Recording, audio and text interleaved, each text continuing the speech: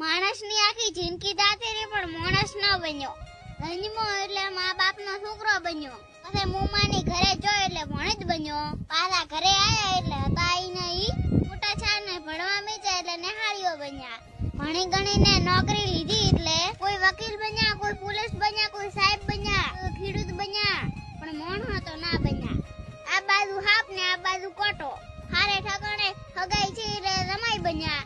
12 મહિના હગાઈ રી, બે હગા ભેળા છા, વિવાહ કરશો પા. પુલાયા મહારાજ ને ગઢાયા મુરત એટલે લાડો બન્યા. બેણાઈને ઘરે લાયા ને 2-3 છોકરા છે એટલે બાપો બન્યા. વરે છોકરા મોટા છે. હારે ઠકાણે હગાઈ કરી તો વેવાઈ છા. વરે છોકરો બેણાઈને ઘરે લાયો. ઘરમાં વહુ આવી તો હારો બન્યા. વરે છોકરાના છોકરા મોટા છે એટલે દાદો બન્યા. એક દાડા બેઠા હતા ને દાબીને થયો હા તો ટેડ જઈ જાતા રહ્યા. તો ચીડે દાદા ભૂપાને બોલાયો તો કે તમારો બાપ તમને નડે છે. લાયો કંડિયો ને બેહારે આળિયામ તો ગુગળ બન્યા. છેવટે મરી જા પણ મોણો તો ના બન્યા. અભિમાન